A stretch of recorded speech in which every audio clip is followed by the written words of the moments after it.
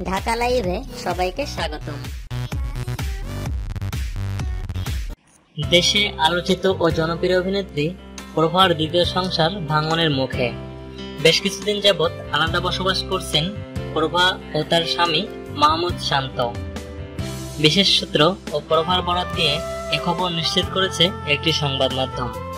সংবাদ মাধ্যমটি জানায়, বিগত 2 বছর ধরে তাদের সম্পর্কে টানাপোড়েন চলছে। এর জের ধরে এ বিচ্ছেদ মেনে নিয়েছেন তারা। দীর্ঘদিন যাবৎ তারা আলাদা বসবাস করছেন। বিচ্ছেদের কারণ হিসেবে প্রভা তার স্বামী মাহমুদ শান্তর মাদকাসক্তিকে দায়ী করেছেন। প্রভা বলেন, দীর্ঘদিন ধরে শান্ত নেশায় আসক্ত। ড্রাগ অ্যাডিক্ট একটা মানুষের সঙ্গে কতদিন বসবাস করা যায়?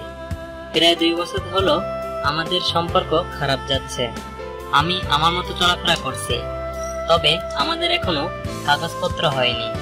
তিনি আরো বলেন, শান্ত আসলে কোনো পুরুষের মধ্যে পড়ে না। সারা রাত ইয়াবা আর মদ নিয়েই পড়ে থাকে। রাত হলেও সে বেহুশ থাকে। স্ত্রী হিসেবে তার কাছ থেকে আদর্শ কিছুই পায় না।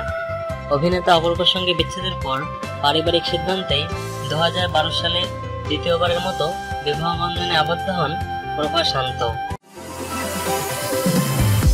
বিনোদন জগতের নিত্য নতুন খবর পেতে আমাদের চ্যানেলটি সাবস্ক্রাইব করে রাখুন।